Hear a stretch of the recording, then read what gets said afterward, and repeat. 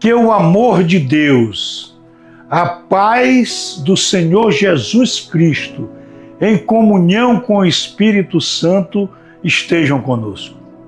Meus irmãos e minhas irmãs, nós vamos tratar hoje da Inquisição Católica.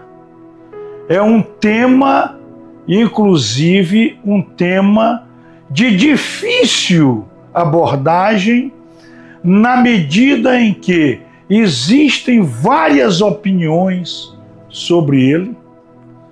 E a Inquisição, na verdade, é um tema sombrio que, de uma certa forma, causou uma nuvem sombria na Idade Média e também na história da Igreja Católica. Então é preciso enfrentar essa situação de uma forma imparcial, buscando sempre a verdade.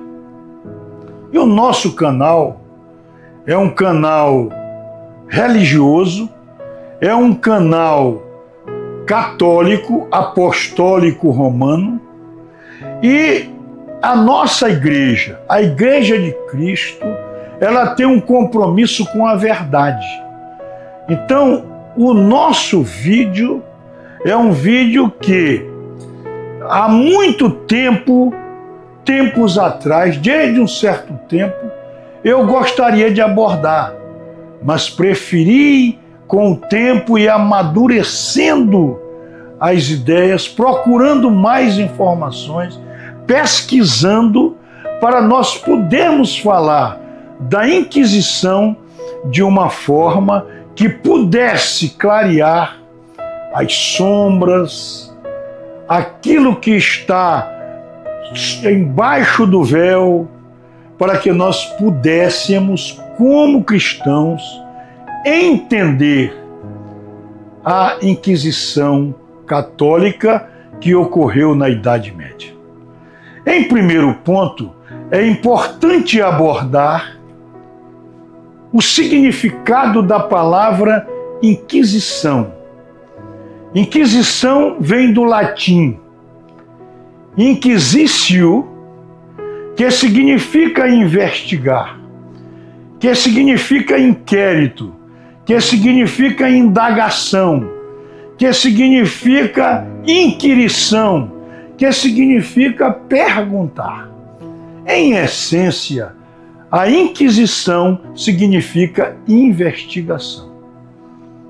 Então, esta palavra de origem latina, incorporada à língua portuguesa, ela está vinculada à investigação. E está intrinsecamente ligada às funções do Estado. Quando há algum crime, quando há alguma irregularidade, alguma infração, cabe ao Estado, investigar aquele ato que foi contrário à lei, aos bons costumes, que foi contrário às leis determinadas na sociedade. Então, a Inquisição significa isto.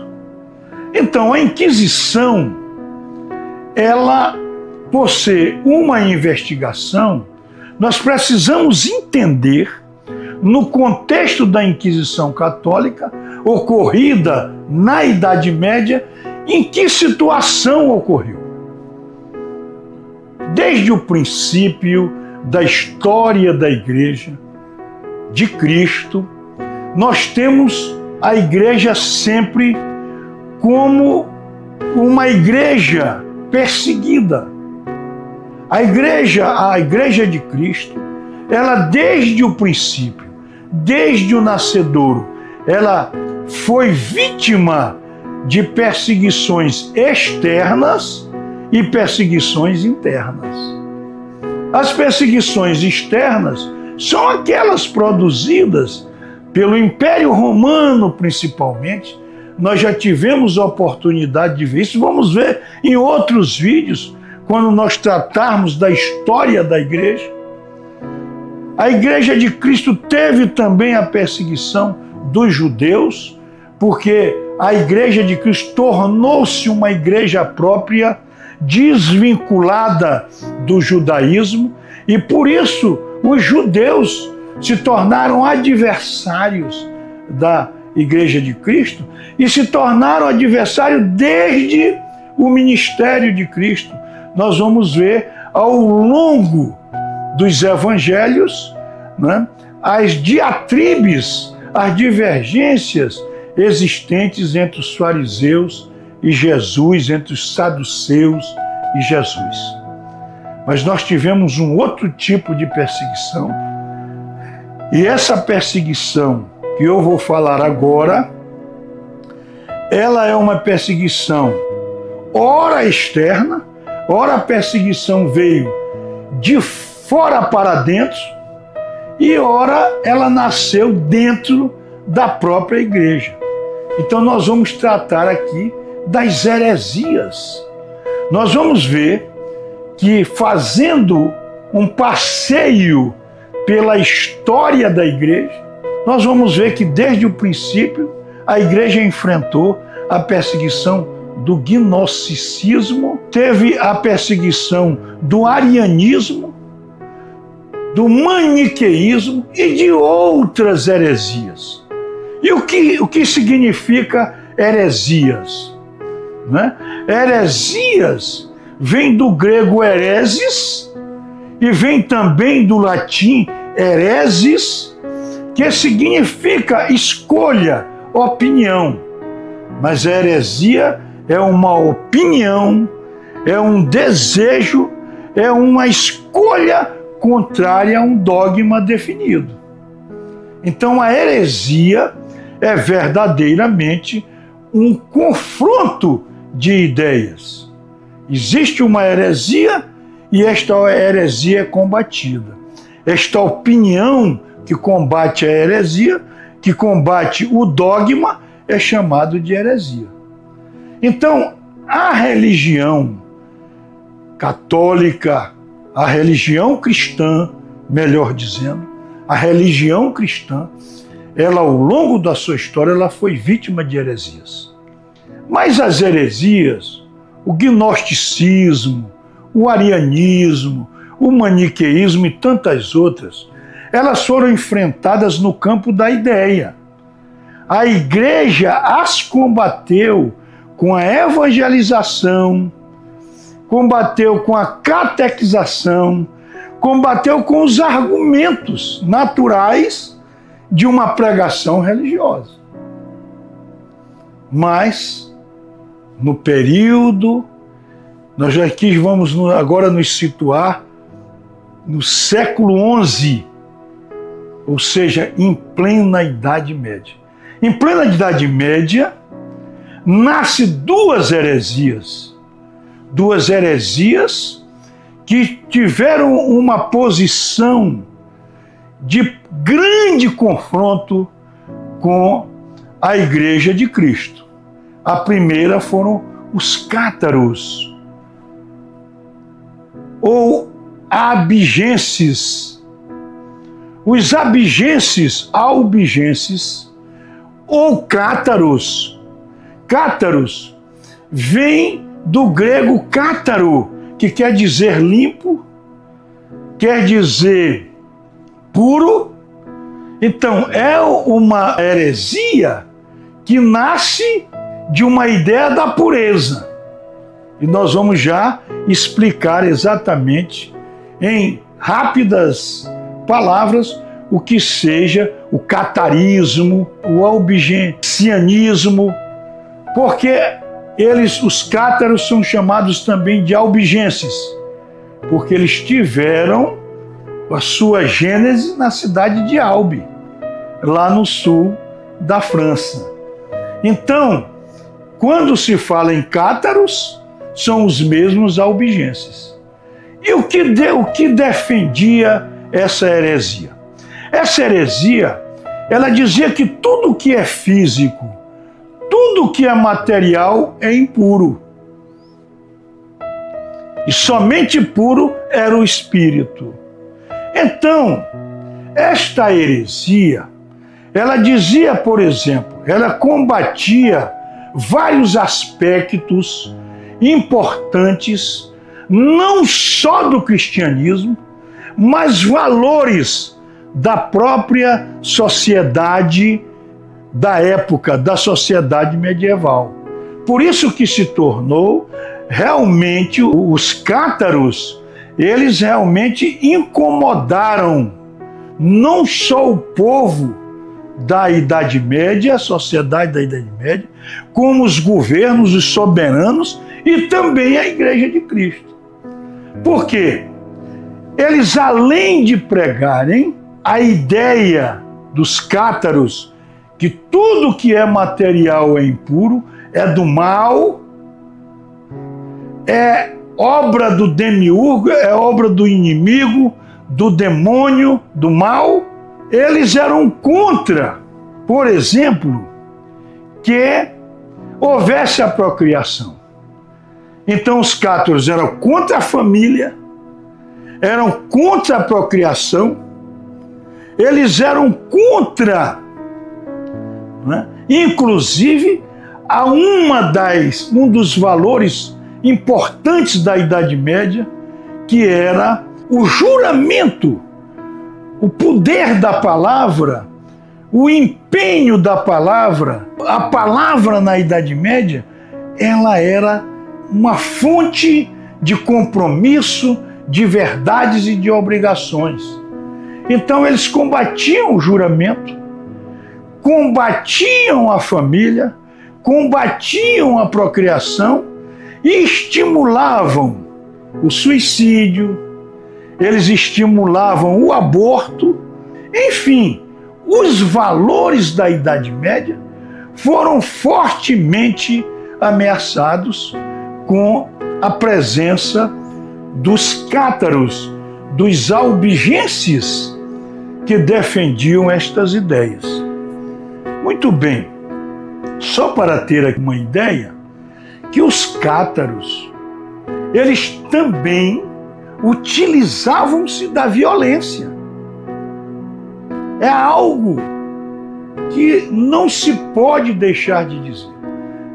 Em determinada situação, principalmente no sul da França, principalmente ali naquela região do norte da Itália, já ali pertinho do sul da França, aquela região do norte da Itália, do sul da França, principalmente na França, eles chegaram a matar as mulheres grávidas, ou seja, atingir com violência as mulheres grávidas, perfurar o próprio ventre de uma mulher grávida, porque eles entendiam que uma criança que nascesse iria multiplicar na sociedade a impureza, o pecado e o mal.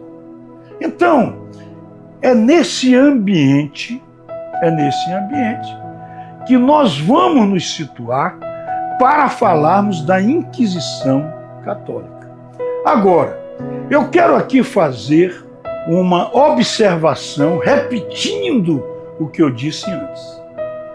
A Inquisição Católica teve as suas razões de existir, mas houveram os seus excessos. Aquilo que realmente contraria os princípios da Igreja, e nós vamos ver durante o nosso vídeo que nós vamos primar pela imparcialidade, pela verdade na discussão ou ao discorrer desse tema aqui no vídeo. Muito bem, mas além dos cátaros, existia uma outra heresia que eram os valdenses. Os valdenses tiveram aí o seu início no século XII, com Pedro Valdo, que era um comerciante de Lyon, e os valdenses eram inimigos capitais da Igreja Católica. Os valdenses defendiam pregavam que a palavra de Deus deveria ser interpretada pelos leigos, os leigos, com a inspiração de Deus Espírito, poderia clarear e eles pregarem a palavra de Deus. Então, os valdenses e os cátaros albigenses tinham ali, naquela fase da história, na Idade Média, causaram um grande alvoroço para os governos, para a Igreja Católica e também para a sociedade como um todo. Em 1173, só para exemplificar, o Pedro Abelardo, melhor dizendo, Pedro Abelardo, que também foi uma pessoa que se apresentou como um inimigo da Igreja, em 1140, no papado de Inocêncio II, ele foi excomungado e queimado todos os seus livros, porque ele propagava contra a Igreja as diversas heresias do seu tempo. Eu só estou colocando isto para dizer que antes da Inquisição, da Igreja Católica entrar, né, com a sua presença efetiva no combate aos valdenses e aos cátaros, os próprios governos já pressionavam e convidavam a Igreja para que eles fizessem uma frente contra esses que estavam ameaçando a paz naquela realidade da época.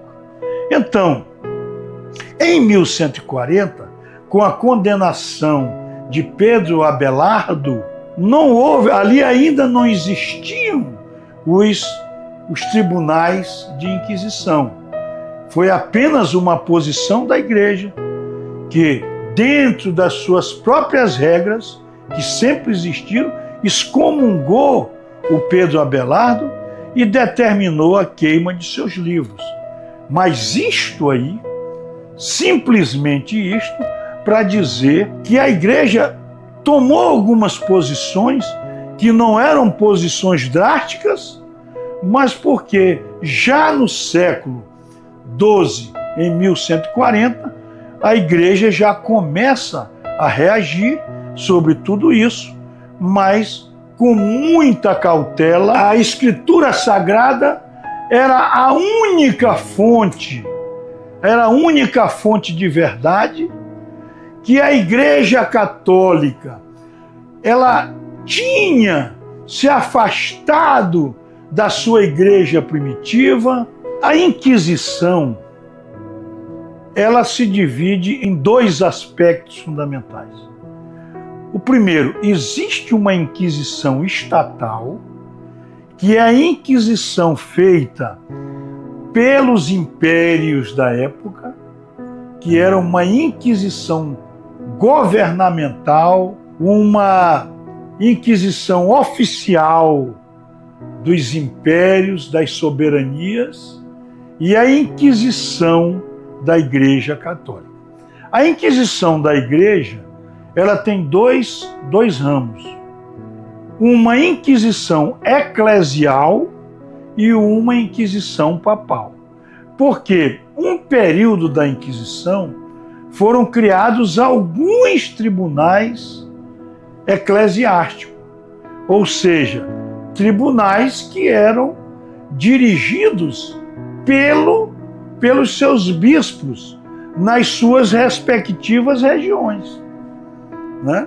Então, eles não tinham o controle do Papa. O Papa não dava a última palavra. Mas esses tribunais eclesiásticos ou eclesiais, esses tribunais acabaram, aos poucos, sendo reduzidos e até sumiram, porque a população e os governos soberanos não aceitavam, porque eles diziam que eram tribunais que não puniam os hereges e os criminosos da época. aqueles que praticavam heresias e que se constituíam crimes também. Por exemplo, o cátaro que, por exemplo, matasse uma mulher grávida, né? Então ele praticava uma heresia e também praticava um crime. E às vezes nos tribunais eclesiais, os bispos viam aquilo, a parte referente às heresias, com uma possibilidade do perdão, a chance da graça, e terminou em um determinado tempo subsistindo apenas os tribunais papais, aqueles que a última palavra, a sentença, era do próprio Papa. Então, recordando, nós tivemos uma inquisição estatal dos estados soberanos, dos soberanos, e a inquisição da Igreja Católica, que era dividida entre os tribunais eclesiais, os tribunais regionais, ali coordenados pelos bispos, pelos bispados, e o tribunal papal, que tinha o controle do Papa. Muito bem, em todo esse período da Idade Média, nós tivemos a presença forte da cristandade. O que era a cristandade? A cristandade é que a sociedade medieval, os governos medievais e a Igreja Católica tinham uma certa sintonia, porque o cristianismo valia, os valores cristãos, os valores pregados pelo Evangelho eram muito fortes, né, na sociedade medieval.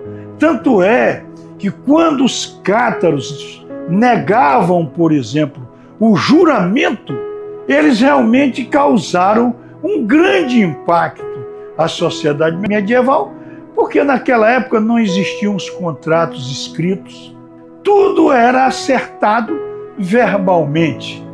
E aquilo que era dito, que era jurado, né, por uma pessoa, era algo que ele não poderia, de forma alguma, se desfazer, porque havia ali um compromisso, um valor, o valor da palavra, o valor da palavra. E não existiam os contratos escritos, porque naquela época não existia o papel, né? Então, na sociedade medieval, o juramento, o valor da palavra, era algo extraordinariamente valioso e fundamental para a estabilidade da relação entre as pessoas no período medieval. E tinha como sustentáculo o juramento, o valor da palavra, um próprio valor do cristianismo, que era, por exemplo, a palavra de Deus. A palavra de Deus é a palavra da verdade. A palavra de Deus é a palavra que gera a vida, é a palavra que cria as coisas. Por exemplo, vamos pegar aqui o exemplo. A palavra, o verbo, que é a palavra, se fez carne.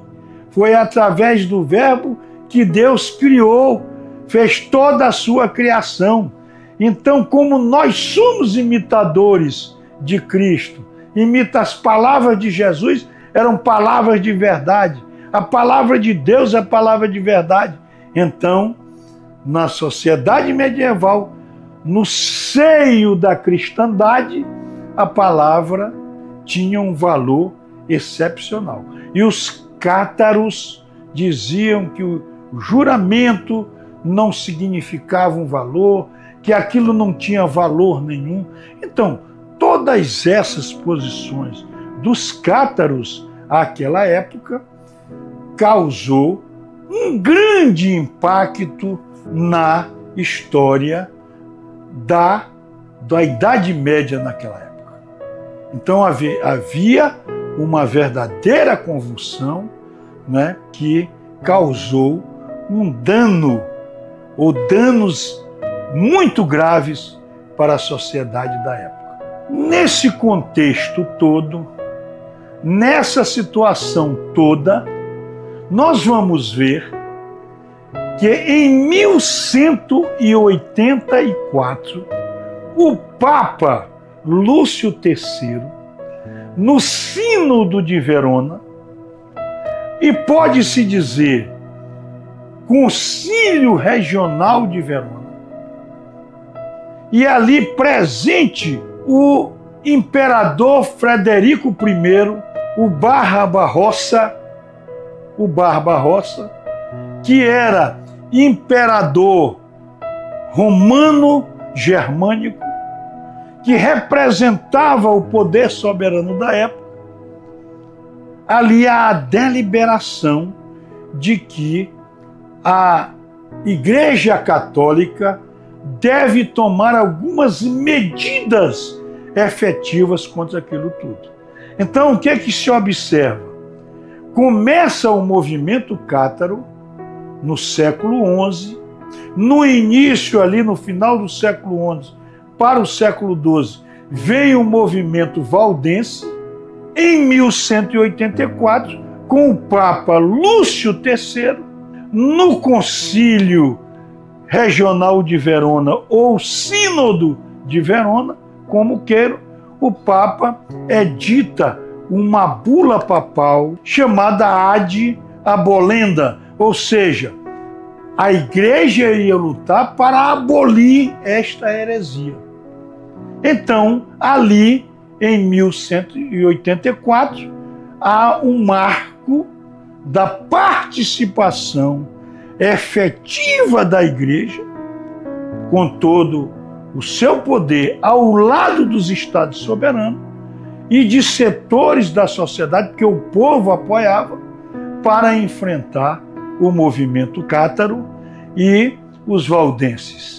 Muito bem. Em 1184, o Papa Lúcio III, no Sínodo de Verona, ou no Concílio Regional de Verona, com a presença de Frederico I, Frederico Barbarossa,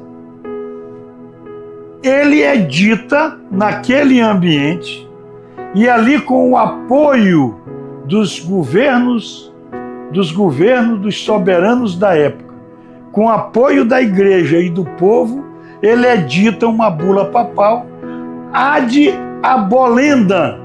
E essa bula papal Ad Abolenda, a Igreja se propõe, com os governos e com o apoio do povo, a abolir, a extinguir, a lutar para que o movimento dos cátaros fosse sufocado e fosse acabar dessa heresia que a todos atingia. Não era somente a Igreja Católica Apostólica Romana. Em 1208, já o Papa Inocêncio III, o sucessor do Papa Lúcio III, Inocêncio III manda para a região do sul da França, manda para a região do sul da França, na região de Toulouse, uma pessoa da sua confiança, um cardeal chamado Pierre Castelnau. E aí esse Pierre Castelnau é assassinado em 1208 pelos cátaros. Porque os cátaros, lá na região de Toulouse, eles tiveram o apoio do conde Raimundo VI e do conde Raimundo VII.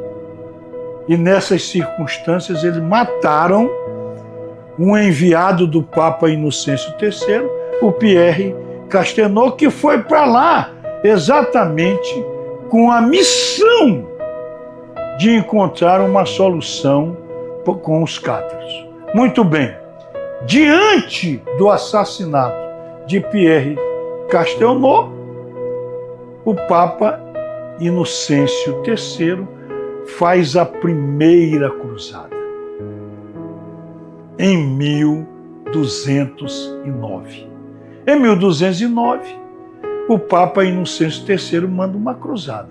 Foi ali para o confronto direto, né, para a resolução do problema. E a cruzada, foram 20 anos de luta. Em 1216, o Papa Inocêncio III morre, assume o Papa Gregório IX, que continua com a cruzada.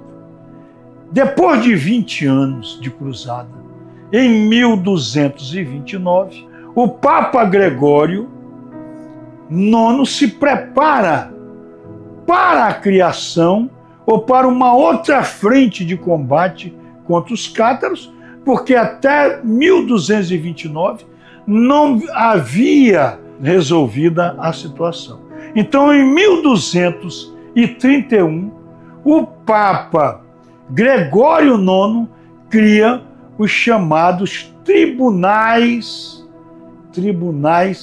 de Inquisição. E como falei antes, primeiro foram criados os tribunais eclesiásticos, os tribunais regionais e depois foi criado os tribunais papais, em que a última palavra, o juiz, né, que dava o veredicto era o Papa. Então, os tribunais de Inquisição, e aqui nós vamos nos deter para tratarmos dos tribunais de Inquisição. Os tribunais de Inquisição foram instalados e tiveram uma orientação jurídica compatível com a palavra de Deus. Por exemplo, já nos tribunais de Inquisição era assegurado ao acusado a ampla defesa. Ele tinha o direito de se defender por si mesmo e poderia contratar um defensor para que falasse por ele no tribunal. Então isso é um valor. Os tribunais de Inquisição são princípios que orientavam os tribunais de Inquisição. A ampla defesa. Segundo, o acusado no tribunal de Inquisição, ele era visto como um filho de Deus. Um filho de Deus. Aí havia uma compatibilidade de ver o herege, o acusado, como um filho de Deus. Porque os tribunais de Inquisição, a finalidade deles era exatamente a graça, agraciar aqueles que estavam sendo acusados, para que eles pudessem se converter ao cristianismo e automaticamente se livrarem daquela acusação. Então, a figura do acusado, do réu, era uma figura muito importante também. Então, os tribunais de Inquisição utilizaram muitas regras do direito romano que eram compatíveis com a palavra de Deus, com a pregação da palavra de Deus e também com a Escritura Sagrada. Então, os tribunais de Inquisição, ao contrário do que se diz e ao contrário do que se possa pensar, eram tribunais de garantia. De garantia. Por exemplo, iniciado um processo contra qualquer acusado, existia o tempo da graça. Aquele que era acusado, que era denunciado, ele tinha um prazo aí de 20 dias para ele fazer, né, a sua reflexão. E se ele dissesse para o tribunal, se ele se confessasse sua heresia, né, confessasse o seu estado de pecado pela prática da heresia, ele adquiria o perdão. E o perdão poderia ser depois perdoado, ele poderia ter algumas penalidades compatíveis com o perdão. Por exemplo, como penitências, poderia ter os jejuns, às vezes o confisco de bens, às vezes o exercício de um trabalho, às vezes até ele ter que pagar alguma penitência pública, de fazer algum sacrifício público, né? E por último, a última ratio, a pena maior era da morte na fogueira. Mas essa penalidade da morte na fogueira, geralmente, ela era praticada pelos governos soberanos, embora houvesse um julgamento pelos tribunais eclesiásticos. Eu estou fazendo todas essas considerações porque nós vamos lá na frente, neste vídeo ainda, ver alguns casos emblemáticos, alguns casos em que houve excesso e injustiça contra acusados nos tribunais eclesiásticos e com alguns membros da igreja que se excederam. Então, eu falo que os tribunais de inquisição eram tribunais que tinham um juiz. Se era esse juiz, ele era de um tribunal eclesiástico ou de um tribunal eclesial de uma região, o bispo nomeava um membro da igreja como juiz. Se era um tribunal papal, né, geralmente o Papa não participava do tribunal, mas, né, designava uma pessoa da Santa Sé, do Vaticano, para presidir como juiz. Existia também o escrivão, existia ali uma estrutura mínima de funcionamento. E observa-se também na história da participação de alguns outros juízes que poderiam até ser pessoas da comunidade. Mas os tribunais de inquisição, eles se tornaram, ao longo do tempo, verdadeiras instituições jurídicas, né, no combate à heresia dos cátaros. Então, os tribunais de inquisição, na verdade, pela determinação do Papa Gregório IX, eram tribunais para a misericórdia. Eram tribunais que tinham por finalidade a busca da conversão daqueles que foram condenados. E nos tribunais de inquisição, isto aqui é um dado muito importante, existia uma figura que ainda hoje existe no direito, que é a figura da confissão. Lá nos tribunais, a confissão era tida como uma verdade irrefutável. Aquele que confessava, depois ele tinha a oportunidade de se retratar, mas se ele insistisse na confissão, né, aquela prova já era uma prova idônea para autorizar o posicionamento do tribunal. Então, e por que a confissão? Por exemplo, se fosse hoje, isso parecia um absurdo. Mas acontece que na época existiam realmente, esta era uma realidade jurídica da época. Então nós temos sempre que ver o funcionamento dos tribunais de inquisição não com a realidade de hoje. Hoje nós temos uma realidade.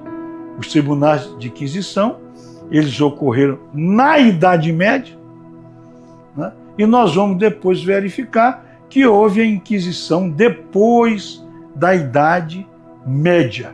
Na Inquisição da Idade Média, é bom aqui se colocar isto, na Inquisição da Idade Média, o foco da Inquisição eram heresias, e eram os cátaros e valdenses que eram realmente o foco. Nós vamos ver, depois da Idade Média, a Inquisição ainda existiu. Por exemplo, em Portugal, ela vai até o ano de 1821. E na Inquisição de Portugal, que vai até 1821, e na Inquisição da Espanha, por exemplo, que vai até 1834, se podia também alcançar os judeus. Os judeus passaram também a ser preocupação dos inquisidores, né, de Portugal e da Espanha, por exemplo. Então, mas da Idade Média, nós vamos verificar que, né, somente os cátaros e valdenses. Isso é um dado de extrema importância. Há de se perguntar, para a aquisição de confissões, nós ainda estamos aqui no capítulo dos tribunais de inquisição. Eram utilizados instrumentos de tortura? Sim, muitos instrumentos de tortura. E aqui nós vamos verificar que os instrumentos de tortura foram realmente excessos. Nós não estamos aqui para defender instrumento de tortura, mas os instrumentos de tortura eram usados na época pelos governos temporários da época, pelas soberanias da época. Então, né, por mais que nos pareça muito excesso, embora nós não estamos aqui para fazer defesa de tortura, mas para a realidade da Idade Média, os tribunais, né, a justiça da Idade Média utilizava a tortura como instrumento de busca da verdade. Mas tem um outro ponto importante para nós tratarmos do Tribunal de Inquisição, que era a autoacusação. As pessoas tinham o direito de ir aos tribunais, se declararem culpados, e aqueles que assim o faziam eram perdoados, mas eles poderiam sair com algumas penalidades, né? Com algumas penalidades. De acordo com o que ele praticava, ele poderia, por exemplo, sair com uma penalidade leve, de apenas praticar jejuns, orações, etc. Mas quando as penalidades eram maiores, eles podiam ter pena de prisão, poderiam ter confisco de bens, poderiam ter trabalhos forçados, enfim. Todas essas penalidades eram penalidades, né, decorrentes do perdão. Aqui já nasce uma figura que depois incorpora no direito processual penal, né, que ainda hoje existe, que é a figura do perdão judicial, a figura da graça, que integra quando a justiça resolve, né, resolve então conceder ao acusado o perdão. Muito bem, então lá era permitido a autoacusação. E a autoacusação era vista como algo extremamente, digamos assim, era uma forma do tribunal ver o acusado de outra forma. Está arrependido, ver o tribunal. Agora, aqueles que eram perdoados, aqueles às vezes que eram absolvidos, eles se submetiam a uma prática que era o seguinte: como ele saía do tribunal perdoado, renovado, convertido, existia uma prática que era muito comum na época.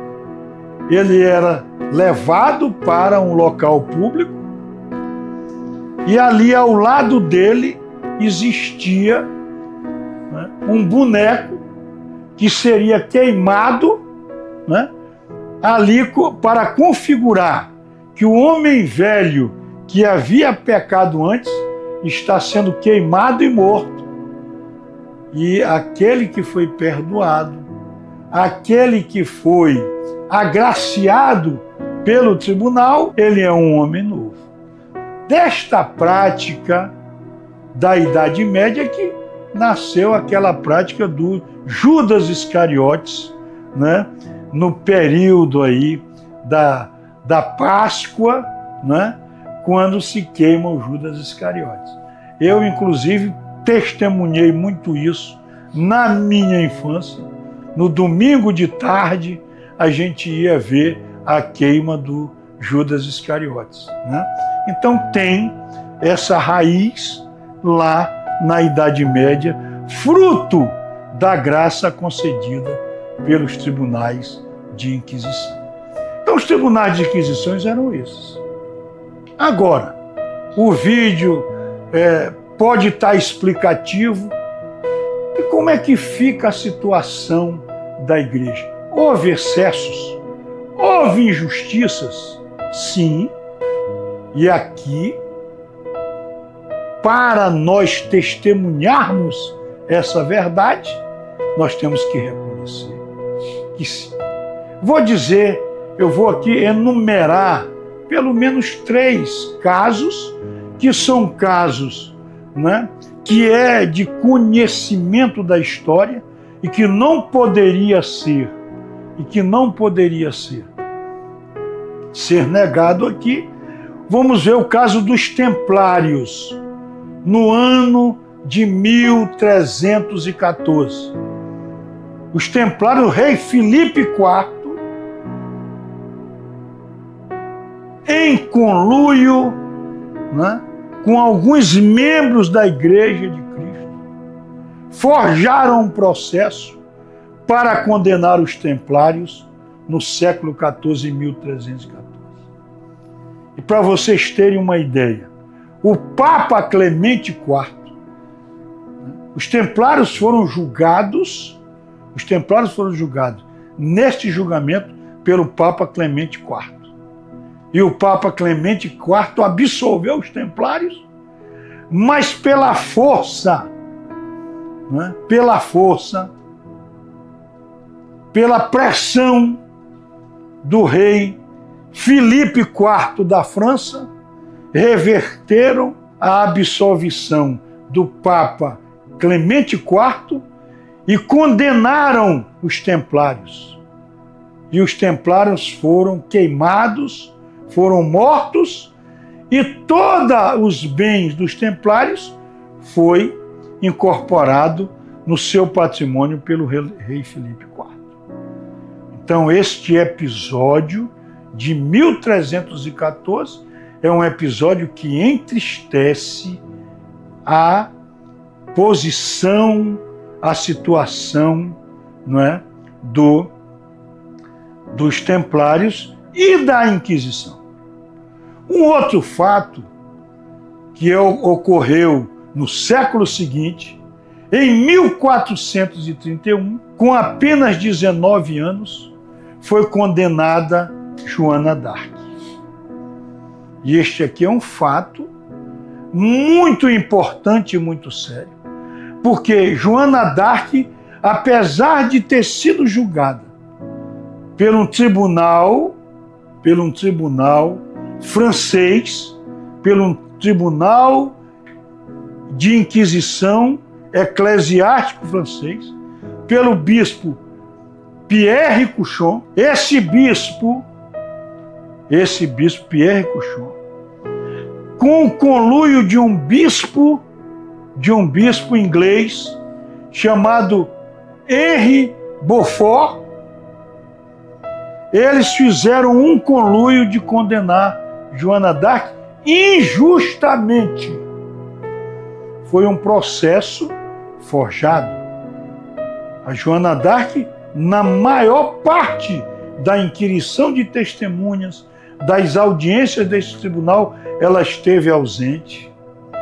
E ela teve a oportunidade, inclusive, de pedir perdão ao tribunal, de reconhecer o que ela não tinha feito para ela se livrar, mas o bispo francês Pierre Cauchon a entregou para o governo inglês para que ele executasse a prisão, né? E executasse a pena de Joana d'Arc, mesmo ela sendo inocente. Isto é uma marca. Depois nós vamos ver. Eu vou ainda tratar disso. Ao final do vídeo, nós vamos fazer uma reflexão sobre isso. Ela foi condenada em 1314 e em 1431, aliás, Joana d'Arc foi condenada em 1431 e ela, em 1456, o Papa Calixto III, né, anula o processo pelas injustiças que tinha e concede uma absolvição a Joana d'Arc. Pena que ela já tinha morrido. Mas há um reconhecimento do Papa Calixto III de que aquele processo foi um processo injusto, um processo que não se justificaria. E Joana d'Arc foi queimada viva, né, aos 19 anos.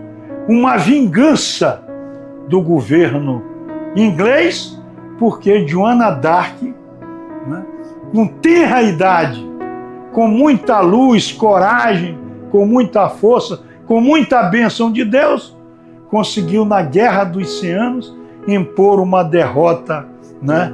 A França derrota a Inglaterra na Guerra dos 100 Anos. E utilizaram-se desse julgamento para ali se determinar a vingança em Joana d'Arc. Então isso é um outro fato de extrema importância para a análise e para as reflexões sobre a Inquisição Católica. Um outro fato é o julgamento de Galileu, ocorrido em 1633.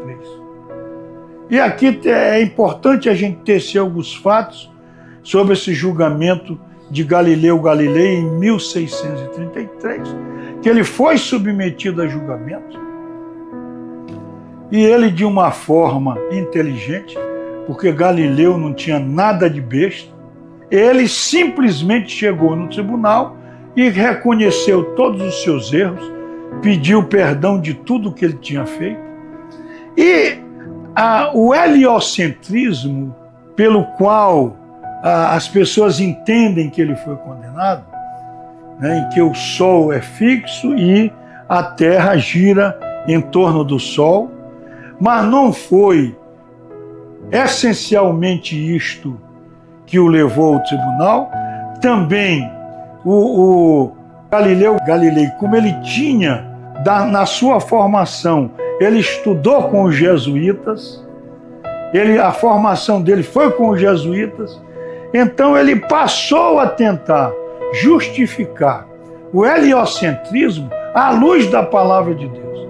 Aí ele fez uma confusão entre a ciência e a religião e falou, não, certamente muitas asneiras, mas ele se retratou de tudo, reconheceu tudo. Mas apesar disso, ele ainda foi, apesar de ter sido agraciado, de ser reconhecida a sua confissão, ele ainda foi determinada a ele uma pena de prisão. Com esse julgamento, ele era muito amigo de uma família importantíssima, que era a família Médici. Parte da família ficou contra ele, mas alguns familiares ficaram a favor dele. Então, um cardeal Médici convence o tribunal de que ele ficaria responsável pelo cumprimento daquela pena determinada pelo tribunal, que era uma pena de prisão. Então, o cardeal Médici pega Galileu, leva ele para uma casa de campo, dizem que era um palácio, deixa ele lá, vivendo ali as mordomias, né? Muitos gostariam de ter a prisão que Galileu teve. Então, Galileu, que foi proibido, inclusive, de lecionar, ele foi proibido de lecionar, ele não poderia mais lecionar, mas o cardeal Médici conseguiu as escondidas turmas para ele ensinar, onde ele estava, conseguiu ainda a publicação de algumas obras, né? E o Galileu Galilei, apesar de ter tido uma condenação, que não foi uma condenação pela culpa, porque ele se retratou, mas mesmo assim o tribunal lhe impôs uma prisão. Ele morreu já de uma certa idade, já velho, né?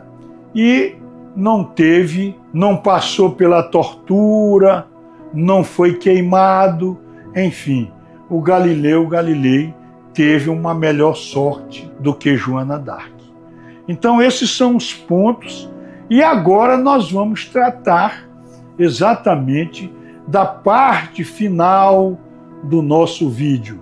Nesta parte final do vídeo, é importante que nós tenhamos aqui uma primeira apreciação sobre a Inquisição. A Inquisição, pelos excessos que teve, pelos males que tenha praticado, retratam a posição de fiéis que traíram a doutrina de Deus e as regras da igreja. Então, no julgamento, as instituições não são julgadas. Eu vou dar aqui um exemplo.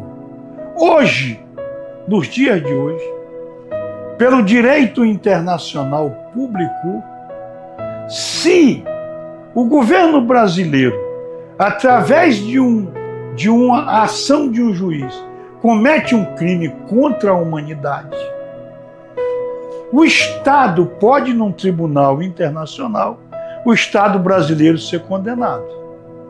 Aí é uma condenação, não uma condenação pessoal. E o juiz pode eventualmente ser condenado. No caso dos tribunais de Inquisição, nós vamos ver que os excessos praticados por aqueles que eram membros da igreja vão realmente responder perante o nosso Senhor Jesus Cristo, no seu julgamento por tudo o que fizeram. Cabe ao julgamento divino, ao julgamento justo verificar. Mas a igreja, a instituição, ela é santa. É um erro se dizer que a igreja é santa e pecadora. Não. A igreja é uma instituição divina. Ela é santa. Pecadores são os seus membros que praticam o pecado. Então esse é o ponto primeiro que eu queria relatar. E segundo, que em 1998, o Papa João Paulo II, São João Paulo II, em 98, ele convoca, não é, uma série de historiadores, de peritos, de especialistas, e abre o arquivo do Vaticano para que fossem ali procedidos estudos, e não foram só historiadores e especialistas católicos. Foram ateus de outras denominações religiosas, exatamente para fazer uma análise nos arquivos do Vaticano, uma análise imparcial sobre os fatos ocorridos na Inquisição, né? Na Inquisição da Igreja Católica. Isso foi em 1998. Em 2000, no jubileu do ano 2000, o Papa João Paulo II pede perdão a Deus pelos excessos, pelas injustiças praticadas na Inquisição. Então isso foi um ato de profunda humildade e de reconhecimento pelos excessos que ocorreram, né, na Inquisição. Né? E em 1994 foi produzido um documento chamado Le Inquisitionem, em que há um relatório completo, né? Um relatório completo de toda essa equipe que estudou os arquivos do Vaticano Esse documento hoje é um documento público que todos podem ter acesso, numa forma que o Papa João Paulo II, São João Paulo II, demonstra que a igreja abre as suas portas com humildade para reconhecer os erros, os excessos, os pecados daqueles que se excederam na jurisdição da Inquisição. Então isto é realmente um fato, né, que merece de nossa parte, um reconhecimento de que a igreja não veio, né, em um outro momento, num momento já diferente, já nos nossos tempos, a tentar justificar aquilo que não era justificável, ou tentar mesmo colocar a situação de uma outra forma. Isto é um gesto de profunda humildade e de reconhecimento. Isto agrada a Deus. Eu me sinto como católico, apostólico, romano, inteiramente tranquilo em relação a isso, porque os tribunais humanos não podem ser tribunais perfeitos. Onde há a figura humana, há o erro, há o pecado, enfim, nós podemos cometer excessos. Mas um tribunal inquisitório da igreja faz com que a igreja reconheça que alguns dos seus membros, em um ato de infidelidade à instituição e a Deus, cometeram excessos, inclusive queimando pessoas. Como é que se pode admitir uma pessoa humana ser queimada?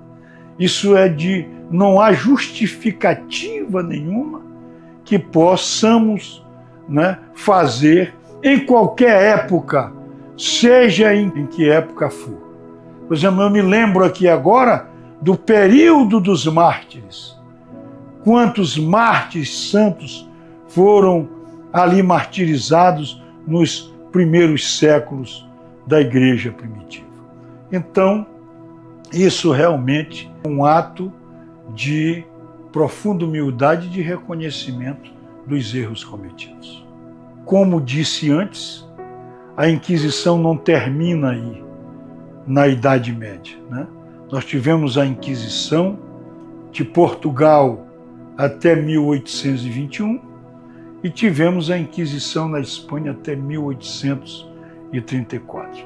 A Inquisição portuguesa, que foi até o ano de 1821, eu vou falar sobre 2 casos que são apenas exemplificativos para o nosso vídeo, do padre Gabriel Malagrida, um jesuíta italiano, que passou um grande período da sua vida no Brasil, foi acusado por Marquês de Pombal como herético, injustamente, e em 1761 foi condenado em Portugal pelo Tribunal de Inquisição, um padre jesuíta, Gabriel Malagrida, em 1761, foi queimado publicamente em Portugal.